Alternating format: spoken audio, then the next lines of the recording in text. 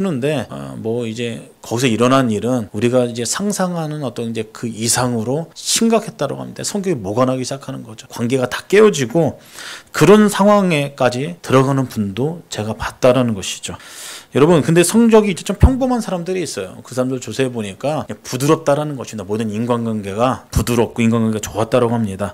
처음에는 이제 모든 면에서 이제 똑똑한 사람들, 수재보다 상위 몇 프로 안에 드는 사람들보다 뒤처져 보일 줄 모르겠습니다.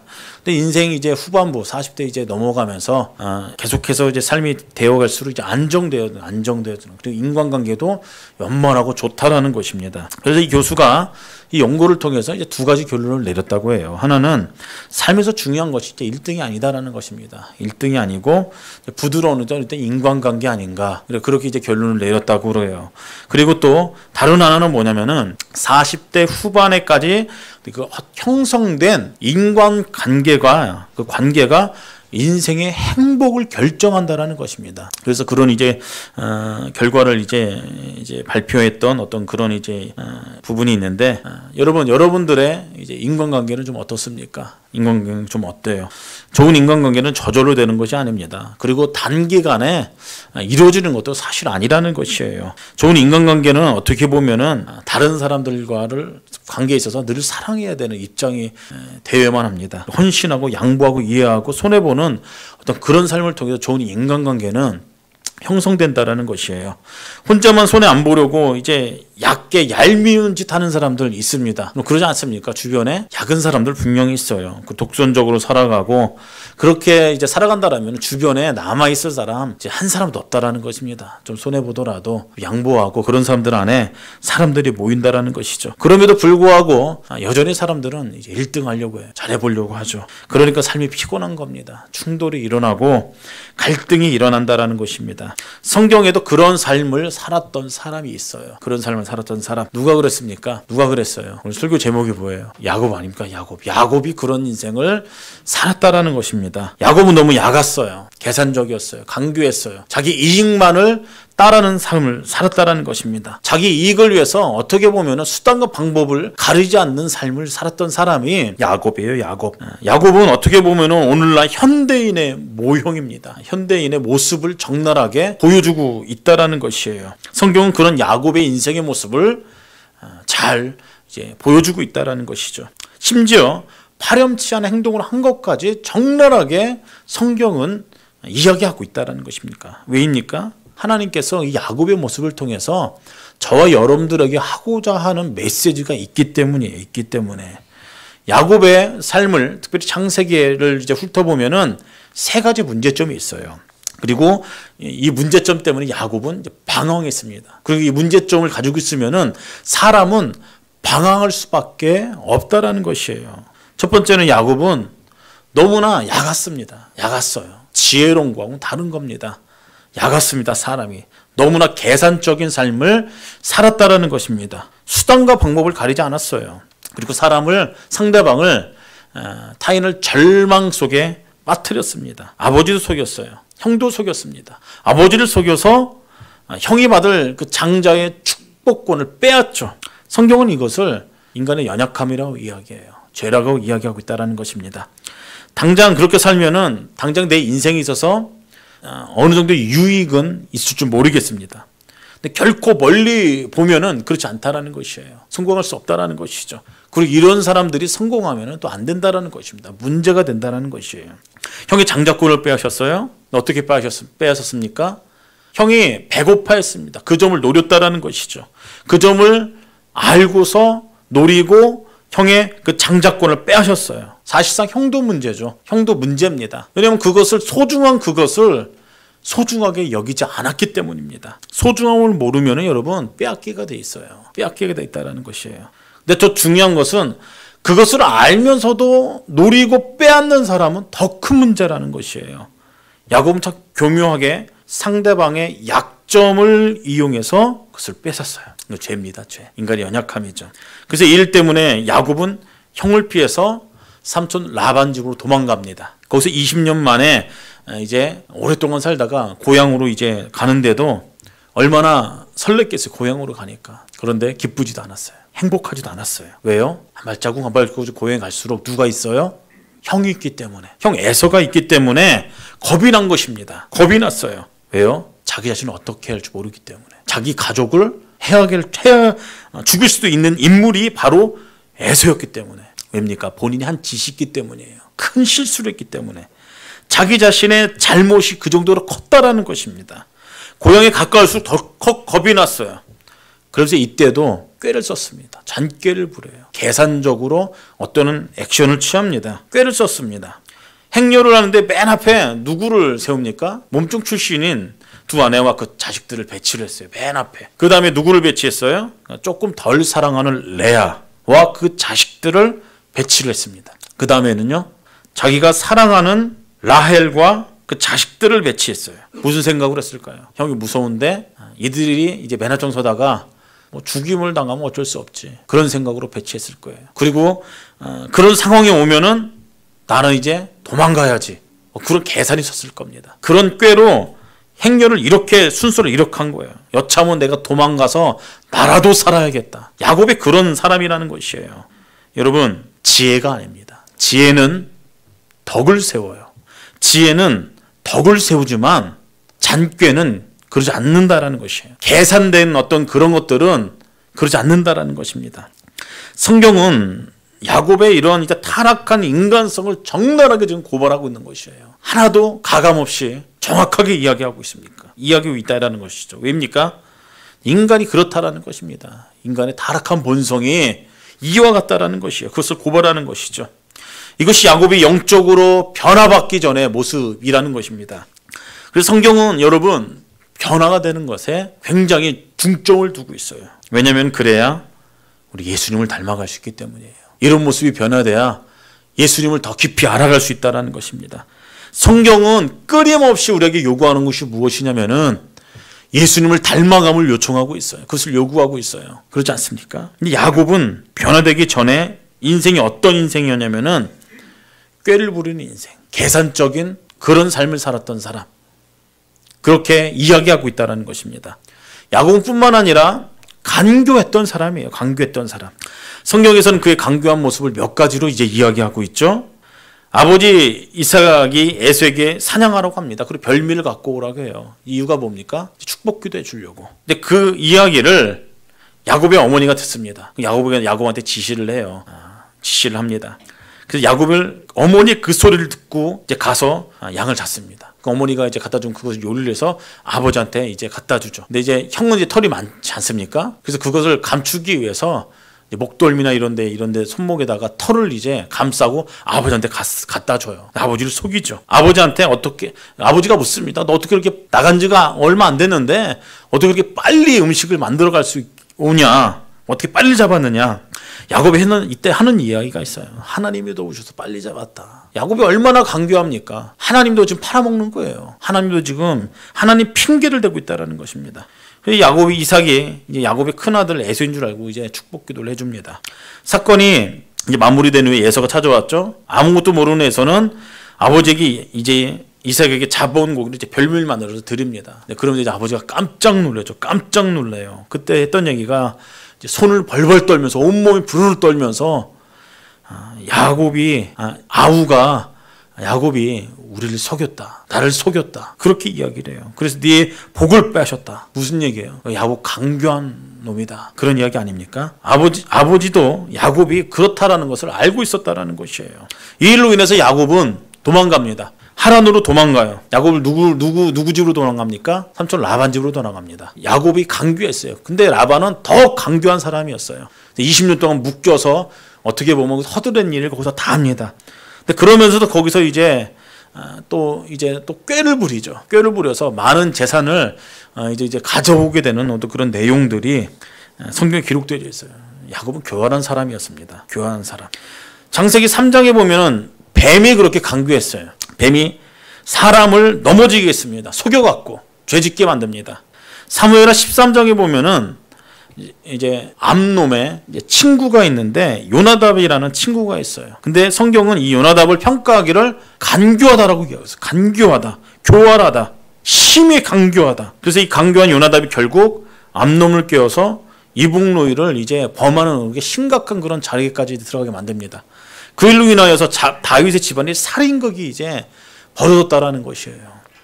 세상 사람들 중에는 이렇게 간교한 사람들이 있다라는 겁니다. 간교한 사람, 사람들을 속이는 사람, 그런 사람들이 분명히 있어요. 성경이 이런 삶의 형태를 죄라고 이야기하죠. 사람의 연약함이다. 간교한 사람.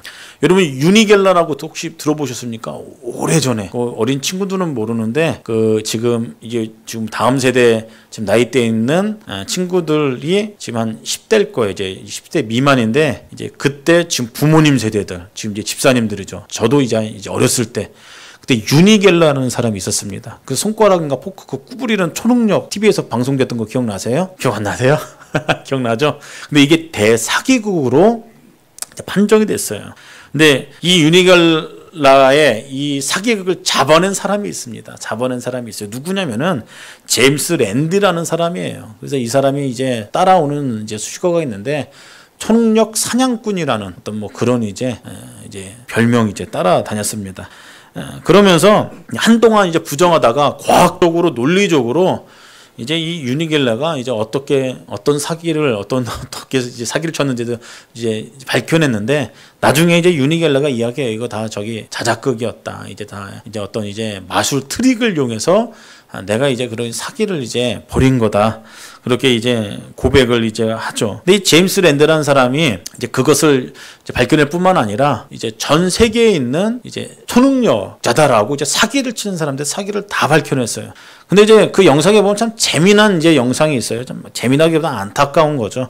1980년도에 오순절 계통에 흔히들 말하는 기도 집회를 하는 사람 중에 신유의 은사를 가진 어떤 그런 사람들이 꽤 덜어 있었습니다. 이게 미국에서 실제로 있었던 일이에요. 이제 파포라는 사람 목사가 있었어요. 대형 집회를 하는 사람입니다. 그런 사람이 있었는데 영상을 보면은 뭐 아픈 사람들이 병을 고치기 위해서 엄청나게 모였어요. 뭐 경기장 안에 엄청나게 막 모였는데 우리가 여러분들 흔히 생각하는 부흥사, 신유 집회 그런 거 이제 연상하시면 됩니다. 그러면서 이 사람이 독특하게 하는 것이 있었습니다. 독특하게 하는 것이 있었는데 이제 사람들을 이제 눈빛만 보고 다 아는 거예요. 집도 알아맞힙니다. 어디 살지 않냐고 혹시. 그러면서 어디가 아프지 않냐고 하면서 이제 병을 고치기 시작하고 메시지를 전하기 시작하는데 제임스 랜디가 이것을 희한하게 이제 보면서 이게 하나님의 능력인지 초능력인지 그걸 이제 밝혀내기 시작한 거예요. 근데 웬걸 라디오 주파수를 맞춰서 한쪽 이어폰에 이 포프 목사가 꽂고 있던 그 또 다른 이제 이어폰으로 들을 수 있는 그런 이제 어떤 그런 주파수를 잡아서 이제 밝혀낸 겁니다. 그게 뭐냐면은 그 아내가 이제 집회 시작하기 전에 여기저기 돌아다니는 거예요. 돌아다녀서 정보를 수집합니다.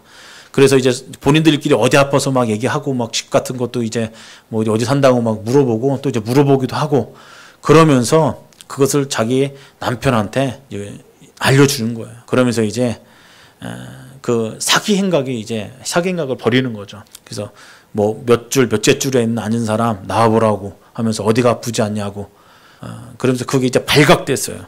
발각되면서 이제 파산 신청을 했죠. 이게 목사라고도 부르기 뭐예요? 사기꾼이죠. 사기꾼. 굉장히 강경하고 교활한 거죠. 이 파포프라는 사람이 이 당시에 1980년도에 7년 동안 일을 하면서 매년 400만 불을 벌었다고 합니다. 400만 불. 1980년도에요. 그리고 파산 신청을 한 후에도 망한 게 아니에요. 또 다른 사업을 하면서 또 사기를 벌였는데 2005년도에 그가 벌었던 연간 수입이 2,300만 불이에요. 근데 문제는 이 말도 안 되는 것에 속는 사람이 있다라는 거예요. 속는 사람이. 왜요? 지푸라기라도 붙잡고 싶은 사람들의 심리를 이용했다라는 것입니다. 참 간교한 거죠. 말도 안 되는 건데 액수를 보십시오. 연간 벌어지는 거 액수를. 교활함에 사람들이 넘어진 거예요. 또 야곱은 세상을 사랑했어요. 세상을 사랑했어요. 성경은 세상을 사랑하는 것도 죄라고 이야기하고 있습니다. 세상을 사랑하면 안 된다. 그렇게 이야기하고 있어요. 왜냐하면 그것은 자연스럽게 하나님과 멀어지게 한다는 것이요. 멀어지게 한다. 야곱은 하란에서 20년 생활을 마치고 돌아옵니다. 그때 그가 했어야 되는 것이 있어요. 그게 뭐냐면은 과거에 하나님을 만났던 그 장소 베델로 돌아가야만 했어요. 베델로 올라가야만 했습니다. 베델은 야곱이 처음으로 하나님을 만난 곳이에요. 아버지와 형을 속이고 도망갈 때 광야에서 이제 해가 저물었죠. 두려움에 휩싸였을 것이에요. 그때 야곱이 돌로 베개를 삼아 잠을 잤습니다. 잠이 오겠어요? 무섭고 두려웠고 춥고 그럴 텐데 그때 환상이 보였어요. 환상 속에서 하나님께서 약속과 비전을 야곱에게 허락해 주죠. 내가 너와 함께 하겠다. 내가 너를 반드시 고향에 돌아오게 하겠다. 얼마나 힘이 됐겠어요. 얼마나 위로가 됐겠어요. 그때 야곱이 일어납니다. 그리고 예배를 드려요. 제단을 쌓습니다. 하나님의 이름을 불렀습니다. 그렇게 성경은 이야기하고 있어요. 아버지 하나님을 오늘 밤 내가 직접 만났다. 그렇게 고백하죠. 근데 야곱은 그때 서원 기도를 합니다. 그리고 그곳의 이름을 베델이라고 지겠어요. 베델이라고 불렀어요. 여기서 하나님께서 나와 함께 하셨다. 그런 의미죠. 야곱은 이 베델이라는 것을 평생 동안 잊어서는 안 됩니다. 잊어서는 안 돼요. 근데 하나님께서 말씀하신 그대로 20년 만에 고향으로 돌아오게 되죠. 그럼 여러분, 야곱이 어디 먼저 갔어야 됐어요? 베델로 가야 되는 것 아닙니까? 하나님을 만난 그 장소. 당연히 걸로 갔어야 됐어요. 야곱이 애초부터 처음부터 그렇게 했으면은 뭔가 인생에 꼬이는 것이 없었을 것입니다. 근데 그렇게 하지 않았어요. 야곱은 어디로 갔어요? 세겜이라는 곳으로 갑니다. 세겜이라는 곳은 이방인들이 살고 있는 어떻게 보면 세속적인 도시예요. 근데 그곳에 가서 땅을 구입하고 그곳에 아예 정착하려고 세겜이라는 곳으로 들어갑니다. 마치 롯이 아브람을 떠나 소돔으로 간 것 같은 그런 처신이라는 것이에요. 롯이 소돔으로 간 것은 여러분 잘못된 선택입니다. 그래서 큰일을 당하지 않습니까? 야곱도 마찬가지예요. 세겜으로 간 자체가 잘못된 선택이라는 것입니다. 성경은 무엇을 이야기하고 있어요? 인간은 하나님의 집보다 세상을 더 좋아하는 본성을 가지고 있음을 지금 고발하고 있는 것입니다. 그것을 이야기하고 있는 것이에요. 여러분, 사람은 경건보다 세속적인 것을 더 따르게 되어 있어요. 사람은 찬송보다 세상 노래를 부르는 것을 저 좋아합니다. 우리 본성이 그래요. 여러분, 여전도에서 그런 교회도 있습니다. 이제 사적인 모임이 있어요. 산악회를 갑니다. 제가 섬겼던 교회에서 있었던 일인데 버스를 태워놓으면은 그래서 어떤 현상이 일어날까요? 부흥회를 할까요? 버스 안에서? 기도회를 할까요? 상상은 여러분께 맡기겠습니다. 제가 말을 못 하겠어요. 어떤 교회는 그런 교회도 있어요. 성가대가 이제 수련회를 갑니다. 맥주 소주 한 2짝씩 가져간다고 그래요. 그런 교회도 있습니다. 그냥 대형 교회인데 지금도 그러나 모르겠어요. 사람은 기도하기보다 놀기를 더 좋아하기를 원하죠. 헌신하기보다 좀 더 편한 것을 더 추구합니다. 그래서 좋아해요. 근데 그것이 더 깊어지면은 하나님과의 관계가 멀어진다라고 성경은 이야기한다는 것이에요. 그걸 죄라고 이야기해요. 그것들이 결국 어떻게 만듭니까? 하나님을 잃게 만들어요. 말씀을 멀리하게 되고 예수님의 성품을 닮아가는 것을 그만하게 만들고, 그럼 결국 어떻게 됩니까? 걸어간 길에서 이탈하게 됩니다. 제대로 된 길을 걷다가 빗나가게 돼요. 야곱은 세겜을 택했어요. 세겜에 삽니다. 거기서 보지 못할 거를 다 보지 않습니까? 딸이 어떻게 돼요? 못수짓을 당하죠. 그 사건으로 인해서 그 가족들이 세겜의 모든 남자를 다 죽이게 됩니다. 끔찍한 일이 벌어져요. 그 일 때문에 주변에 이제 다른 사람들로부터 공격받을 위험에 처해 있어요. 어떻게 보면 모든 식구들이 몰살당할 위험에 빠지게 됐다는 것이에요. 이 모든 것이 세겜을 선택했기 때문에 벌어진 일입니다. 그때서 야곱은 정신이 번쩍 들었습니다. 번쩍 들었어요. 그래서 결정을 하죠. 가정을 다 이끕니다. 어디로 갑니까? 베델로 가요. 베델로 올라갑니다. 그때 그 상황을 성경은 이렇게 이야기하고 있어요. 야곱이 이에 자기 집 사람과 자기와 함께한 모든 자에게 이르되 너희 중에 이방신을 버리고 자신을 성결케 하고 의복을 바꾸라. 우리가 일어나 베델로 올라가자. 내가 환난 날에 내가 응답하시며 내가 가는 길에 나와 함께 하신 하나님께 내가 거기서 제단을 쌓으려 하노라. 야곱이 아주 용단을 내립니다. 큰 결정을 해요. 올라가다가 그 세겜 사건을 다른 사람들이 다 알고 있어. 다른 부족들이. 야곱의 가족들을 그냥 두겠어요? 그럼에도 불구하고 야곱은 결단합니다. 섬겼던 이방신을 다 내려놔라. 베델로 가겠다. 마침내 야곱이 다 포기합니다. 다 내려놔요. 그리고 가족들한테 선언합니다. 선포합니다. 외칩니다. 이방신 다 버려라. 성결케 하라. 정결케 하라. 의복을 바꿔 입어라. 무슨 얘기예요? 난 다 포기하겠다. 난 다 내려놓겠다. 모든 미련을 다 내려놓겠다. 난 이제 하나님께로 돌아갈 거다. 이제 방황은 끝났다. 나는 이제 교활함, 나의 잔꾀, 수단과 방법, 세상을 사랑하던 것 내가 다 내려놓을 거야. 그 얘기예요. 그 얘기. 야곱은 정신을 차리고 세겜을 떠납니다. 그리고 베델로 올라가죠. 그 결과가 어떻습니까? 올라가는 길에 어떤 부족도 야곱의 가족들 해하지 않았습니다. 하나님께서 그렇게 하신 것이에요. 그리고 하나님 기다렸던 듯이 말씀하시죠. 이 말씀을 야곱이 도망갈 때 베델에서 말씀하시고 20년 만에 다시 하나님께서 하신 말씀입니다. 성경이 그렇게 말씀하고 있어요. 하나님이 다시 야곱에게 나타나사 그에게 복을 주시고 이르되 내 이름을 야곱이라고 하지 말고 다시는 야곱이라고 하지 말고 이스라엘이라고 해라. 그게 너의 이름이다. 하나님께서 그렇게 해서 말씀하세요.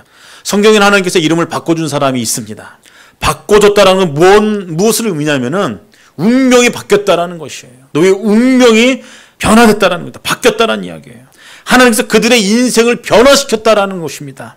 하나님께서는 야곱에게도 말씀하셨어요. 나는 전능하신 하나님이라 생육하고 번성하라. 이제부터 왕들이 내 허리에서 나올 것이다. 그리고 내가 아브라함이 약속한 그 땅을 내게 주리라. 그리고 하나님이 그를 떠나 올라가시리라. 성경이 그렇게 말씀하고 있어요. 야곱이 베델로 올라오자마자 하나님께서 기다렸다는 듯이 그렇게 말씀하셨다는 것이에요. 근데 야곱은 여러분 이것을 오랜 기간 동안 모르고 살았어요. 뭘 몰랐어요? 하나님께서 야곱을 그토록 기다렸으면 몰랐다라는 것입니다.